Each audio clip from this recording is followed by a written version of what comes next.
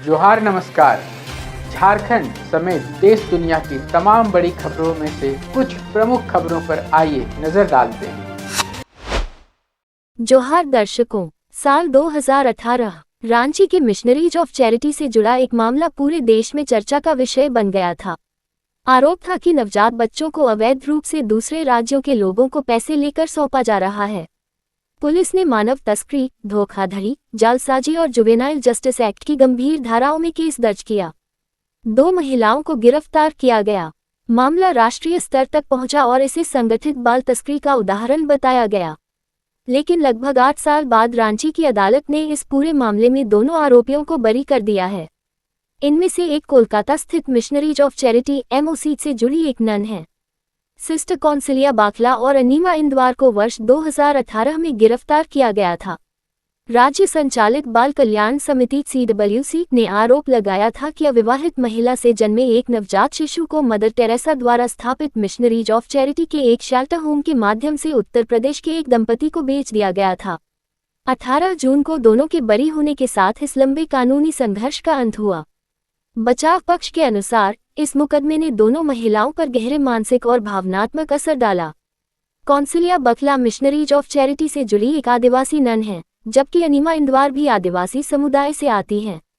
वह रांची के सदर अस्पताल में अंशकालिक सफाईकर्मी के रूप में कार्यरत थीं और संगठन की सामाजिक कल्याण गतिविधियों में भी सहयोग करती थीं। बचाव पक्ष के अधिवक्ता अनिल कांत ने सभी आरोपों से इनकार करते हुए इस मामले को राजनीतिक रूप से प्रेरित बताया। उन्होंने कहा, पूरी कानूनी प्रक्रिया के दौरान जिस तरह से सिस्टर्स को प्रताड़ित और परेशान किया गया, उससे उनका लोगों पर से विश्वास उठ गया है। अनिल कांत के अनुसार मुकदमे के दौरान दोनों महिलाओं को गंभीर मानसिक आघात झेलना पड़ा। सिस्टर कौंसिलिया बखला की सेहत काफी बिगड़ गई और उन्हें स्मृति संबंधी समस्याएं होने लगी। वहीं अनीमा इंदवार वर्षों तक आरोपों और उनसे जुड़े सामाजिक कलंक से लड़ती रहीं। उन्होंने ये भी कहा कि इस मामले का असर मिशनरीज ऑफ चैरिटी द्वारा संचालित कई सामाजिक कल्याण कार्यक्रमों पर पड़ा। उन्होंने कहा, गिरफ्तारियों के बाद कई ऐसे कार्यक्रम प्रभावित हुए जो जरूरतमंद महिलाओं और बच्चों को आश्रय एवं सहायता उपलब्ध कराते थे। इनमें से कुछ सेवाओं को बाद में सीमित करना पड़ा या पूरी तरह बंद करना पड़ा। अदालत में क्यों टिक नहीं सका आरोप? सवाल यह है कि आखिर ऐसा क्या हुआ कि जिन आरोपों को बेहद गंभीर बताया गया था, वे अदालत में टिक नहीं सके। अदालत ने किन कमियों की ओर इशारा किया? फैसले में अदालत ने साफ कहा कि अभियोजन पक्ष अपने ही सबसे महत्वपूर्ण गवाहों को अदालत में पेश नहीं कर सका। सबसे बड़ी कमी यह रही कि जिस दंपति सौरभ अग्रवाल और प्रीति अग्रवाल पर बच्चे को लेने का आरोप था, उन्हें गवाह नहीं बनाया गया। यदि वास्तव में पैसे देकर बच्चा लिया गया था, तो अदालत के अनुसार वही सबसे महत्वपूर्ण गवाह थे। इसी तरह बच्चे की जैविक मां करिश्मा टोप्पो को भी अदालत में पेश नहीं किया गया, जबकि पूरा मामला उसी बच्चे और उसके कथित अवैध हस्तांतरण के इर्द गिर्द था। पुलिस ने आरोप पत्र में जालसाजी और फर्जी दस्तावेज तैयार करने की धाराएं भी जोड़ी थीं। लेकिन सुनवाई के दौरान अभियोजन पक्ष कोई ऐसा कथित फर्जी दस्तावेज अदालत के सामने पेश ही नहीं कर पाया, जिसके आधार पर अदालत ये तय कर सके कि वास्तव में जालसाजी हुई थी। इसी आधार पर अदालत ने माना कि जालसाजी से जुड़े आरोप भी साबित नहीं हुए। मानव तस्करी का आरोप क्यों कमजोर पड़ा? मानव तस्करी साबित करने के लिए ये दिखाना जरूरी होता है कि किसी व्यक्ति को धोखे, दबाव, बल, लालच या अवैध तरीके से शोषण के उद्देश्य से स्थानांतरित किया गया। लेकिन अदालत ने गवाहों के बयानों का हवाला देते हुए कहा कि रिकॉर्ड पर यह सामने आया कि बच्चे की मां ने स्वयं पैसे लेकर बच्चा सौंपा था।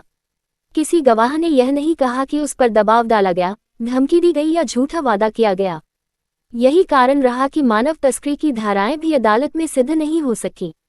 अदालत ने क्या कहा? फैसले में अदालत ने स्पष्ट कहा कि अभियोजन पक्ष आरोपों को संदेह से परे साबित करने में विफल रहा।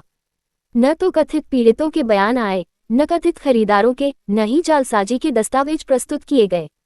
ऐसे में केवल आरोपों के आधार पर किसी को दोषी नहीं ठहराया जा सकता। इसी कारण अदालत ने अनीमा इंदवार और कौंसिलिया बखला को सभी आरोपों से बरी कर दिया। क्या इसका मतलब यह है कि मामला झूठा था?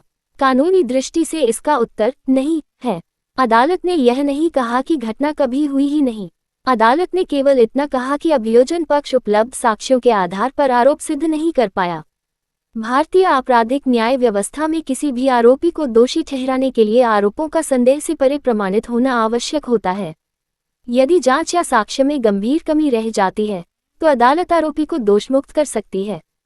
यह फैसला केवल 2 आरोपियों के बरी होने का मामला नहीं है, ये जांच प्रक्रिया पर भी कई सवाल खड़े करता है। सबसे अहम गवाह अदालत तक क्यों नहीं पहुंचे? कथित फर्जी दस्तावेज अदालत में क्यों पेश नहीं किए गए? क्या जांच में गंभीर चूक हुई? यदि साक्ष्य पर्याप्त नहीं थे तो इतनी गंभीर धाराएं क्यों लगाई गईं?